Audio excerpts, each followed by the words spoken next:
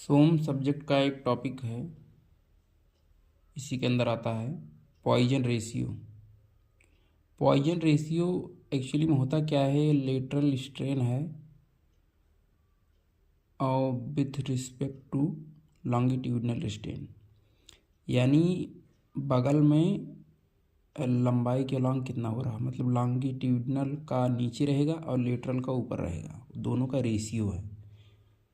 तो वो जो इलास्टिसिटी कांस्टेंट हैं, जैसे ई म्यू और जी, ये सब तो अलग चीज़ें हैं, इन सबसे वो डिफरेंट है, क्योंकि वो जो है स्ट्रेस अपान स्ट्रेन का रेशियो होता है, जबकि ये जो है स्ट्रेन अपान स्ट्रेन है, यानी लेटरल स्ट्रेन अपान लॉन्गिट्यूडनल स्ट्रेन। तो पहली बात तो ये हो गई कि पॉइजन रेशियो क्या है।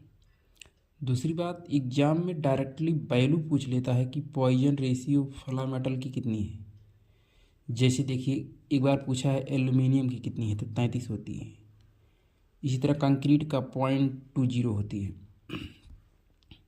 और हाँ, इसकी वैल्यू जो होती है 0 से 0.5 तक वैरी कहती है। तो 0 से 25 होती है वो ब्रिटल होती है, और 0.25 से 0.5 जो होती है वो डक्टाइल होती है।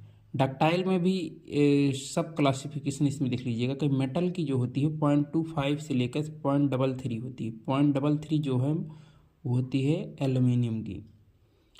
उसी तरह 0.44 ये होती है उसकी गोल्ड की। अगर प्योर रबर है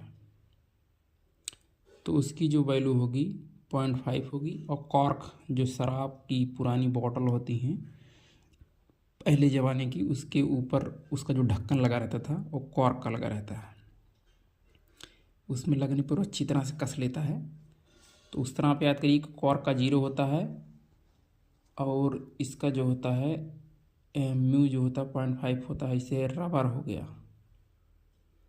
ठीक, बस यही इतना था इसमें। इसकी वैल्यू यहाँ पे देखी है, ये देखिए 0.0 से 0.5 होती है। ये प्योर इलास्टिक रबर के लिए होती है, कॉर्क के लिए होती है। पूछेगा मेटल की कितनी, तो आपको बताया था 0.25 से 0.33, या इसी को लिख सकते हैं 1/4 से 1/3। और कहीं कहीं इसको भी देख सकते हो कि ह्यूमन टिश्यू का जो होता है -1.5 होता है, तो -1.5 से 0.5 भी हो सकती है अगर ऑप्शन में दिया है तो। वैसे जनरली जो होगी वो यही दिया रहेगा कि 0 से 0.5। बस इतना ही था, आगे भी डिस्कस करें। Thank you.